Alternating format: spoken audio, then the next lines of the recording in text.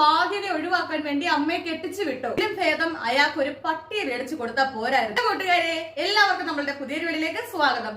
ഇപ്പോഴേ നമ്മുടെ ഇൻസ്റ്റാഗ്രാം ആയാലും യൂട്യൂബ് ആയാലും ഫേസ്ബുക്ക് ആയാലും എവിടെ നോക്കിയാലും പ്രായമായ രണ്ട് വ്യക്തികളെ ട്രോളുന്ന വീഡിയോകൾ മാത്രമാണ് കേട്ടോ. നമുക്ക് യൂട്യൂബും പല പ്ലാറ്റ്ഫോമിൽ നിന്നും പൈസ കിട്ടും എന്ന് പറഞ്ഞ് അറിവില്ലാത്ത പല കാര്യങ്ങളിലും നമ്മൾ ഒരു കോണ്ടന്റ് ഉണ്ടാക്കാൻ ശ്രമിക്കുന്നത് നല്ലതല്ല. ഇപ്പൊ ഞാൻ പറഞ്ഞു തന്നെ ആരെ പറ്റിയാണ് നിങ്ങൾക്ക് ചിലർക്കെങ്കിലും മനസ്സിലായി കാണും. സോഷ്യൽ മീഡിയ ട്രെൻഡിങ് ആയിട്ട് ഓടിക്കൊണ്ടിരിക്കുന്നതാണ് രശ്മി ജയപ്രകാശ് എന്ന് പറഞ്ഞ കപ്പിൾസിനെ പറ്റിയുള്ള കുറെ ട്രോളുകൾ. അതിൽ കൂടുതലും വരുന്നതെന്ന് പറഞ്ഞാല് എന്താണ്, മക്കൾക്ക് ബാധ്യത ഒഴിവാക്കാൻ വേണ്ടി അമ്മയെ കെട്ടിച്ചു വിട്ടു. ഇനി അമ്മ ആഹാരം കഴിക്കാതെ ആ മനുഷ്യന്റെ കൂടെ കിടന്ന് ചത്തുപോകും. ഇതിലും ഭേദം അയാൾക്ക് ഒരു പട്ടിയെ മേടിച്ചു കൊടുത്താൽ പോരായിരുന്നു, അയാളുടെ ഇഷ്ടങ്ങൾ അടിച്ചേൽപ്പിക്കാനായിരുന്നെങ്കിൽ എന്നിങ്ങനെയുള്ള നിരവധി ട്രോളുകളാണ് ആ പാവം പിടിച്ച ആൾക്കാരെ പറ്റി പറയുന്നത്.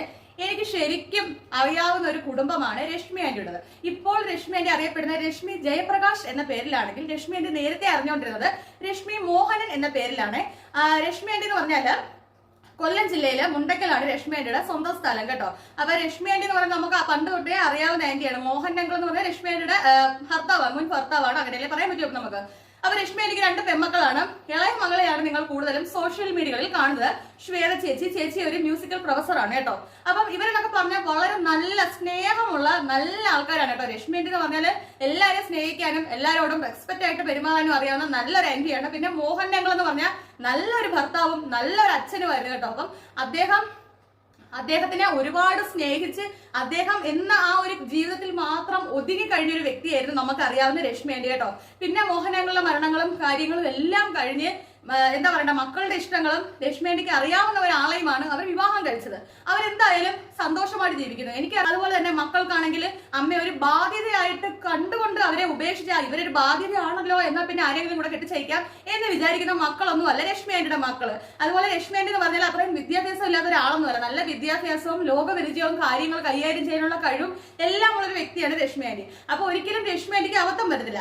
ഇപ്പൊ എല്ലാവരും ഈ ഫുഡിന്റെ കാര്യം പറഞ്ഞ് അവരെ എന്താ പറയാ ഇങ്ങനെ ട്രോളുണ്ട് ആവശ്യമുണ്ടെന്ന് എനിക്ക് തോന്നുന്നില്ല. അതൊക്കെ ഓരോരുത്തരുടെ ലൈഫിൽ ഇപ്പൊ ഇവിടെ പറ്റി എന്താണെന്ന് ചോദിച്ചാല് ആ ശ്വേത ചേച്ചിയുടെ യൂട്യൂബ് ചാനലിലൂടെ ഇപ്പൊ ചേച്ചി എന്താ പറയാ ആ ഒരു കാര്യം അവരുടെ എന്താ പറയണ്ടേ ഹോം ടൂർ ചെയ്യുന്നതിന്റെ ഇടയിൽ കൂടെ അച്ഛന്റെ അമ്മയുടെയും എന്താ ജീവിത കാര്യങ്ങളും അവരുടെ ആഹാര രീതികളും ചോദിച്ചപ്പം അവര് ഉള്ള സത്യങ്ങൾ പറഞ്ഞു. അപ്പം ഇതൊരു പ്രശ്നമാക്കി അവരെ കുത്തിത്തിരിപ്പാക്കി ഇങ്ങനെ പോവാണ്. ഒരിക്കലും നമുക്ക് ഒരു കുടുംബത്തെ പറ്റി ഒന്നും അറിയത്തില്ലെങ്കിൽ നമ്മൾ വെറും ക്യാമറയുടെ മുമ്പില് ചിലപ്പോൾ ഒരു 5 സെക്കൻഡോ അല്ലെങ്കിൽ ഒരു 10 മിനിറ്റോ കാണുന്നതായിരിക്കില്ല ആ മനുഷ്യന്റെ ജീവിതം, ആ മനുഷ്യരുടെ കഥകള്. ഇതൊന്നും അറിയാതെ ആരെയും നമ്മൾ വിലയിരുത്താനോ കുറ്റപ്പെടുത്താനോ ഒന്നും പാടില്ല കേട്ടോ.